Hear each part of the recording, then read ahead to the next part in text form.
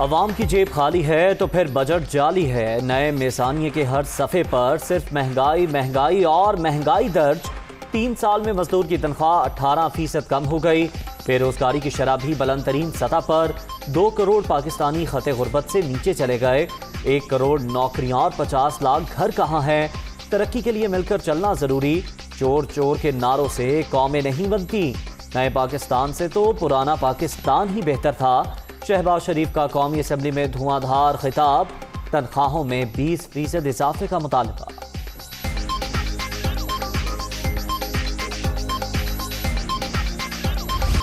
Parliament کا ماحول خوشگوار بنانے کا مشن۔ ہنگامہ آرائی میں ملوث 7 ارکان کے ایوان میں داخلے پر پابندی ختم۔ قومی اسمبلی سیکریٹریٹ نے اراکین اور سیکورٹی حکام کو آگاہ کر دیا۔ حکومت اور اپوزیشن کا اسپیکر کو بااختیار بنانے کے لیے کمیٹی کی تشکیل پر اتفاق۔ قومی اسمبلی میں ہنگامہ آرائی سے سکی ہوئی۔ گالم گلوچ اور فساد نہیں کرنا چاہیے۔ کوشش ہے کارروائی احسن طریقے سے چلے۔ پرویز خٹک کی میڈیا ٹاک۔ اپوزیشن سے ڈپٹی اسپیکر کے خلاف تحریک عدم اعتماد واپس لینے کی درخواست کی ہے۔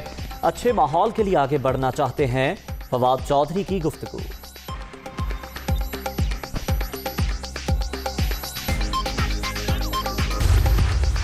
پرویز خٹک کے زیر صدارت پی ٹی آئی کی پارلیمانی کمیٹی کی بیٹھک۔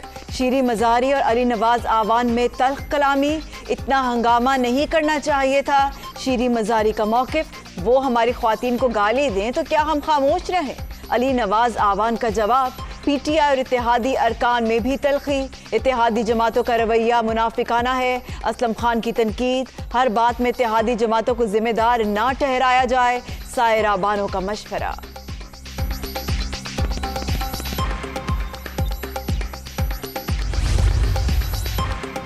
عمران خان یہ نہ سمجھیں گالم گلوچ اور بدتمیزی کروا کر بچ جائیں گے۔ 1 سال میں عام آدمی کی آمدنی میں 17% کمی ہوئی۔ کھانے پینے کی اشیاء میں 25% مہنگائی تبدیلی کا اصل چہرہ ہے۔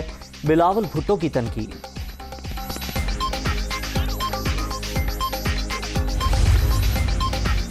بلاول صاحب، بجٹ کے جھوٹے اعداد و شمار بتانا آپ کا شیوا بن چکا۔ حکومتی اقدامات سے سالانہ فی کس آمدن 1,86,000 سے بڑھ کر 2,46,000 ہو گئی۔ بجٹ میں کوئی براہ راست نیا ٹیکس نہیں لگایا گیا۔ فاروق حبیب کا رد عمل۔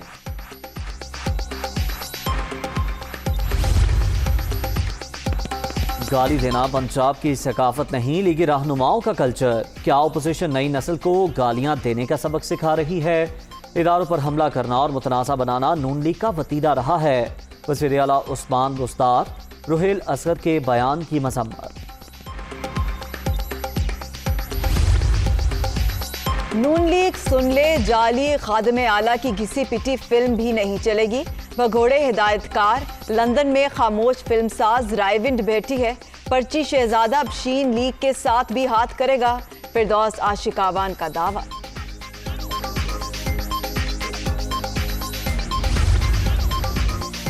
وزیر اعظم عمران خان کے زیر صدارت مشترکہ مفادات کونسل کا اجلاس۔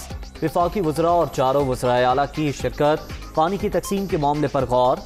صوبوں کی فنڈز کی فراہمی سمیت دیگر امور بھی زیر بحث۔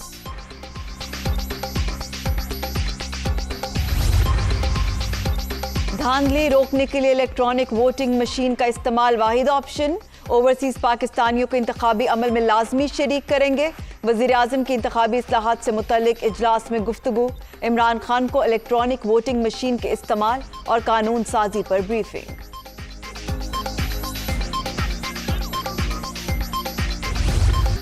ایم کیو ایم کراچی میں قبضوں اور تجاوزات کی ذمہ دار۔ جب گھر بن جاتے ہیں تو انہیں گرانا آسان نہیں ہوتا۔ عدالت کو سابق ایڈمنسٹریٹر فہیم الزماں کی بات سننی چاہیے۔ کراچی میں پیپلز پارٹی مضبوط، پی ٹی آئی کے ووٹ کم ہوئے۔ سعید غنی کی media talk.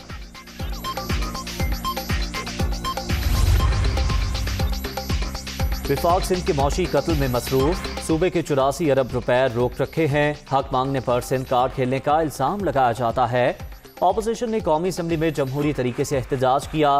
One time party نے ہلڑ بازی کر کے نئی روایت ٹال دی۔ ناصر شاہ کی گفتگو۔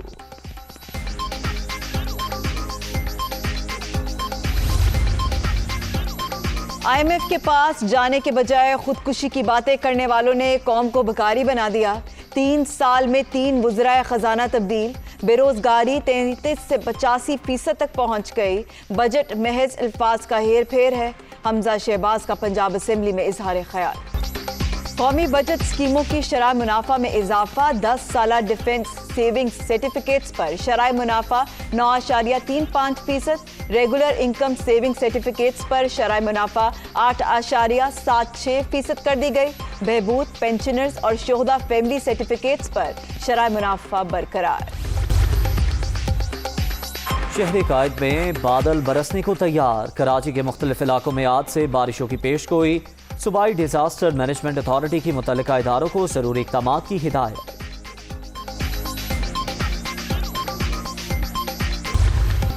اور دیکھتی آنکھوں سنتے کانوں کو طارق عزیز کا سلام، آج بھی یاد ہر دل عزیز میزبان کی پہلی برسی، خوبصورت آواز اور منفرد انداز مداحوں کے ذہنوں پر نقش۔